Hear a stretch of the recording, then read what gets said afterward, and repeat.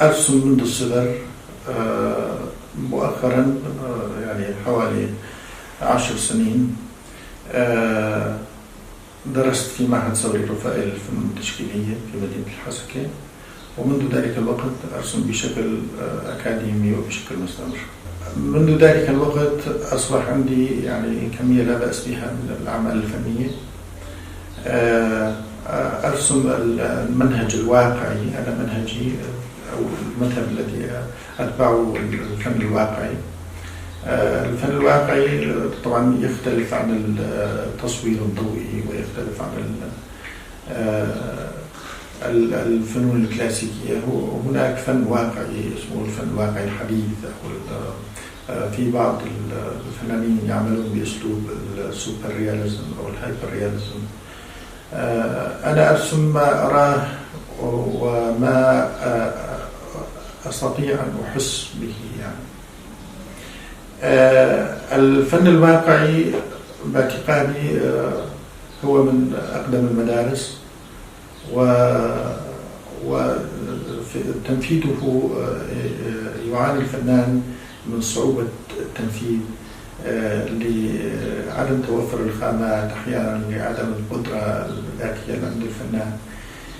ولكن بشكل عام الفن الواقعي لم يفقد بريقه منذ عصر النهضة وإلى اليوم. الوسط الفن بشكل عام يتطلب مجتمعات مستقرة، مجتمعات آمنة. لذلك الأمر يعني منذ أن باشرت الرسم أنا وكثير من أصدقائي، البلاد بشكل عام في وضع غير مستقر، وهذا أثر كثيرا على النواحي الفنية، أثر على قضايا العرض، توفر صالات العرض. أنا معارضي بشكل عام ضمن محافظة الحسكة فقط.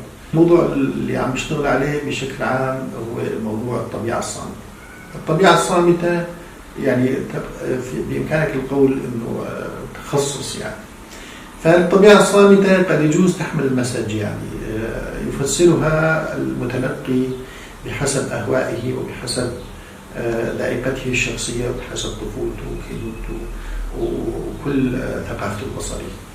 الفن بشكل عام نعم قد يجوز مثلا قد يجوز أعبر عن الأوضاع برسم طلقة معينة أو برسم بارودة أو برسم أداة من أدوات الحرب. بينما في ناس مثلا يأتي ويرسم في اللوحة أشلاء مقطعة، قد يجوز يرسم الدمار، قد يجوز يرسم أشياء تؤذي النفس البشرية أو هو متأذي من هذه الأمور. والفنان بطبيعته حساسيته مرتفعة ويشعر بالأشياء أكثر من الآخرين.